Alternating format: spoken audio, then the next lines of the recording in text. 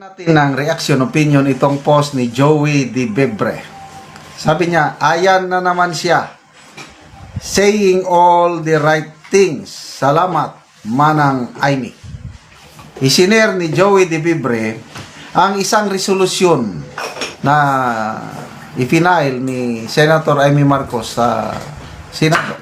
Tungkol ito sa gusot nga nangyayari ngayon sa foreign relations natin with China dahil nagkakainitan na eh.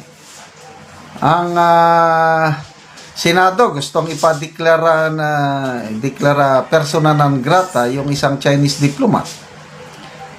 Rumesbak ang Chinese embassy. Sige, aalis kami lahat. Alis na kami ng Manila. Kung mangyari yun, anong kahinat na ng ating 500,000 OFWs na nakasalalay ang kabuhayan nila sa China? Ang dami niya na. O ito, resolusyon ni Senator Amy, pagpapaalala, parang literal lang, parang sampal sa mukha, supalpal, sa mga senador na magigigiting. Sample, Senator Soto, Senator Erwin Tulfo, Kiko Pangilinan, Risa Hontiveros, yung 15 senators na pumirma ng resolution condemning Chinese embassy statements. Ito, Senate Resolution number 267, introduced by Senator Amy Marcos. Resolution expressing the sense of the Senate on standards governing public communications affecting the conduct of foreign relations and affirming the mandate of the Department of Foreign Affairs as the lead agency in the implementation of the country's foreign policy. So, 3 pages ito. Punta na tayo doon sa last part, yung whereas, sabi niya, there is a compelling need for our government officials. Mga senador, sana pakinggan niyo ito, sana matuto kayo dito.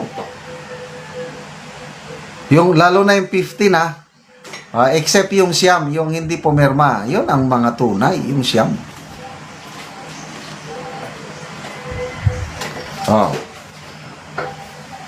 There is a compelling need for our government officials to exercise restraint, sobriety, and professionalism in public communications relating to foreign affairs in order to avoid unnecessary escalation of diplomatic tensions. Now, therefore, be it resolved, as it is hereby resolved, that it is the sense of the Senate to, number 1, call upon all government officials and employees to maintain circumspection in language and action, and to uphold the highest standards of professionalism in public communications and exchanges with foreign governments and diplomatic missions, and affirm the mandate of the Department of Foreign Affairs as the lead agency in the conduct of foreign relations, and call upon all government agencies and officials to respect its institutional role by according its sufficient latitude and cooperation in addressing international issues through appropriate diplomatic channels. Resolve further, yan, permado ni Senator Marcos. Again, i-review lang natin, nagsimula ito dahil sa isang Commodore J. Tariela. Sabihin natin, may pagmamahal si Commodore Tariela sa bansa. He is very patriotic na to a point na handa siyang labanan itong superpower China just to defend our sovereignty, and that's good. Ay not. Kailang ang ating buhay bilang Pilipino hindi naman lang nakasalalay sa West Philippine Sea na issue. Sige nga. Maprotektahan natin ang ating soberenya sa West Philippine Sea. Hindi na tayo ibuli. Paano naman yung 500,000 Pilipinos? Kung mag-escalate itong tension dahil sa pananalita ginagawa ni Commodore Tariela at mga sumusuporta sa kanyang mga senador, paano kung pauwiin, rumesbak ang China? Alis sila. I-cut off ang diplomatic ties completely. Philippines and China. Kaya ba yan ng China? To me, yes, dahil superpower eh. Yung mga kakailanganin ng China na mga products, pwede niyang bilhin sa ibang countries dahil ang dami niyang mga trading partners dahil superpower eh. Tayo, kaya ba natin? Oh. Yan na lang, sa trade. Number 1 trading partner natin is China.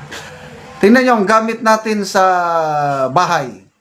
Karamihan, made in China. Toothpick na lang. Kahit toothpick, made in China. Bakit? Grabe mong awayin. Oh. Napakaganda yung sulat ng Department of Foreign Affairs kay Senator Hontiveros. Parang paalala lang.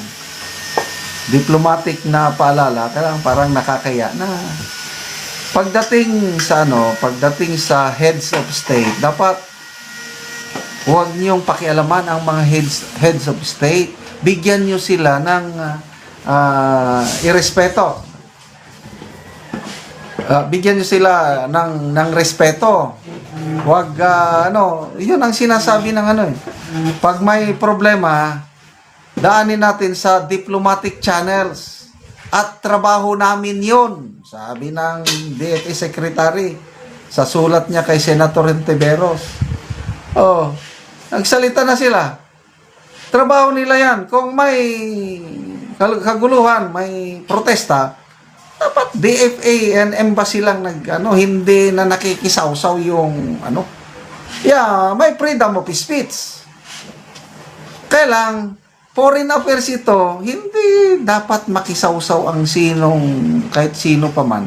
Dahil ang foreign policy is work of the President and the DFA, yun lang.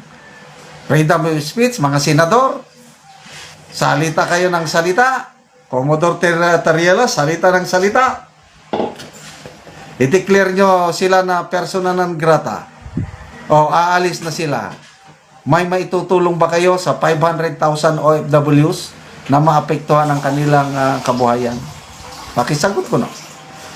Salamat mga kaibigan sa inyong pagsubaybay sa ating channel. Nakakatulong kayo ng maigi, malaki sa tribong Talandig ng Bukidnon dahil ang sweldo natin sa channel nito is pantulong po sa tribo.